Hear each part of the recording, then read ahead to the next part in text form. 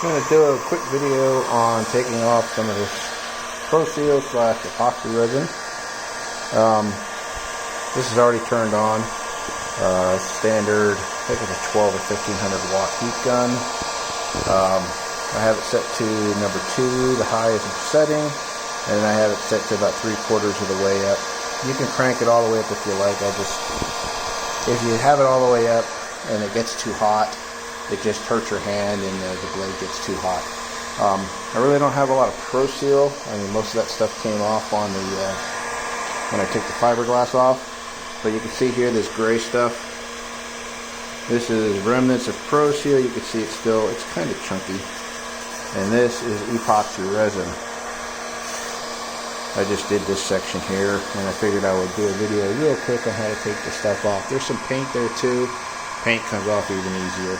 If I had to do this, I would probably get this sandblasted. I'd probably use walnut. Walnut will not hurt aluminum. I wouldn't go to glass bead or silica or anything like that, because I think that would basically start sanding it too much, and if you're not careful, you could start putting divots in it. But what I've been using is horror of horrors, a regular steel scraper. I tried plastic, they just did not work. I wasn't going to spend the money on an acrylic or whatever it was. You know, the specifications for the wall thickness on this are such that I can sand this down easily, get rid of that surface layer corrosion, take all these scratches out, and just not worry about it. You know, it's the spar is that thick, and I have that much to play with. But basically, I mean, this is going to be exciting. Heat the area. I don't have you know, a temperature cramp or an IR thermometer. I mean, it doesn't have to be that technical. Just heat it. Once it gets above 150, 200 degrees, you know, this stuff just kind of scrapes right off. And again, you can see I was working on it earlier, but I wanted to show a video what it looks like once it gets hot. And before, it was pretty dry and crumbly, and it was still adhesive. It still stuck pretty good. But again, I'm only going to heat this for like, what, maybe a minute. And again, this isn't high tech. This is pretty straightforward. Just heat it up. It doesn't, you don't see it change color. You don't. Sometimes if you get it really hot, it might start to smoke, and then you definitely know you went too far.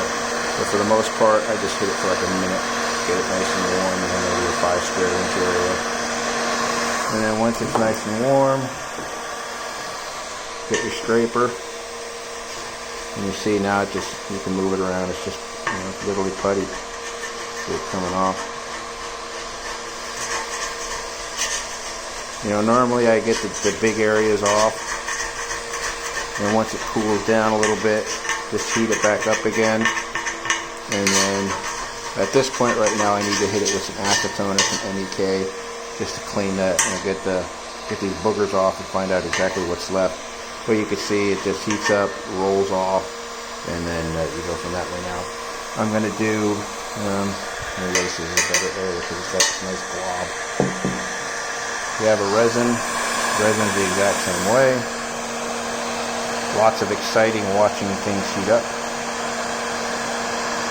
This will start to smoke and char. I mean, this is a lot easier than Proseal because again, you'll actually see it bubble up. But this is going to be kind of difficult. I'm recording with one hand, and I got to try to scrape with another. But again, just, you know, small section, 5x5, heat it for like a minute or so. You know, if you crank the heat gun up to full, it takes a little bit less time. If you back it off again, back the heat off, takes a little more time. This is just a pace that I like. And no rush, I got all day. And there we go, see that, exciting. There we go. I can kind of feel the heat radiating off the spar because the entire spar is heating up. So once I start to feel, you know, heat radiating like where my finger is here, you know, this is about 8 inches away. I can start to feel heat radiating. I mean, not hot, but I can feel heat coming up. So that lets me kind of know it's warm enough. And then again, it's straightforward. Put the heat gun down, of course, turn it off first. And then you see it just comes off.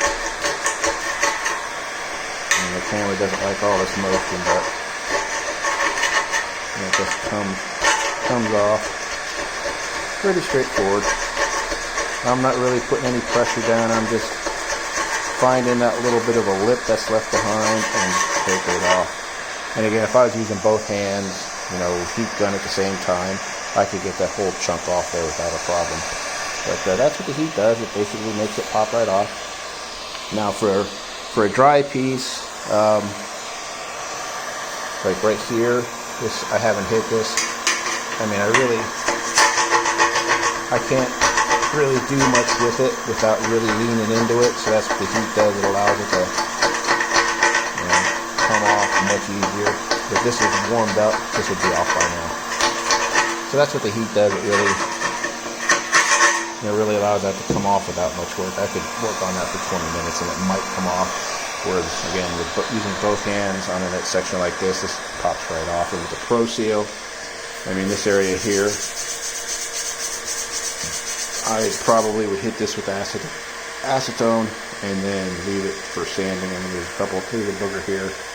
I might heat that up while I'm doing this part. That's the great thing about heating up aluminum is I get this part hot, this part gets a little warm, I could jump over here, hit it. If I get bored, jump back over here, hit it. So I get bored and come back over here. But I do have, I just noticed, there's some fiberglass that's left over. You know, fiberglass, this stuff here just comes right off. I mean, just a little bit of heat. Yeah, just chipped it right off. So fiberglass, if that's still on there with resin, that really doesn't pop off, you know, with much difficulty. Down here, again, just more resin. This will get heated up, comes right up. I just did this section here. There were some weird runs. I guess this was part of the matrix they put down. It just ran.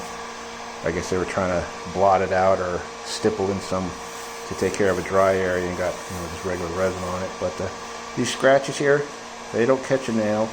And you can see this is the part here that I sand out. I mean, sanding aluminum is not a bad thing. Just don't use what is it, carbide or whatever that black stuff is. Make sure you use silica aluminum, whatever it is. I've been using the Durablock, Duracomp. This is, I think, 120. So this is my first, and then on my sponge now here I have the 220. Oh, no, that's 120. This is 220. This is 220. There's a number that I can't. There's a 220 right there, and you can see it's a different color, different grit. That's the 120, 220. I do have some 320, 400, but I'm not going to go down to 400. It's not, doesn't need to be that. But that's taken off. I mean, like this here, this is going to get sanded off because there comes a point of no return where you can't get a lip on it, and you really got to heat it up and give it a lot of push. And my concern there is, then yeah, I might be digging into the metal or scratching it, you know, too much. But like for this here, this will just get sanded off when I sand down all these other scratches. But this is the spar that is now. See here, some of this comes off really easy. This gets just heated up, and you just smush it right off. And again, this is just regular matrix. I guess they were trying to hit some dry spots and some resin, you know, dripped onto it. And paint is even easier. Paint, you don't even have to get that hot before it just starts coming up. I just usually sand this. You know, the 120 takes that off really nice. And then again, here's this, you know, the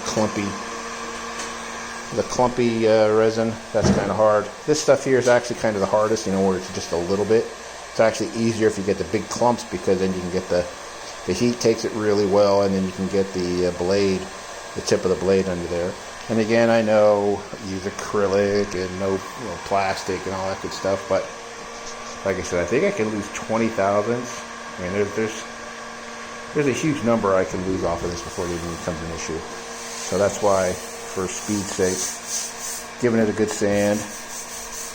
And I gotta sand it anyway when I put the adhesive back on for the rib. So it's gonna see some sandpaper no matter what I do. And I don't take that much off. I just go down far enough to get rid of the color of this. And then once it's at a nice shine like that. And that's kind of what the other spar looks like. This was the pitot tube, and this was the tie down for the wingtip tie down. So this was the pitot tube, and this is at the tip. So holes out this way really don't mean much. It's when you get that way towards the root, that's when you see a lot of the stresses, and you got to be much more careful. But this rib here looks like it's in good shape. The other rib, I have questions. But that's it for now. This is this. Gonna continue scraping stuff off. Hopefully I'll get most of this done today and tomorrow, and then I'll start banging ribs out.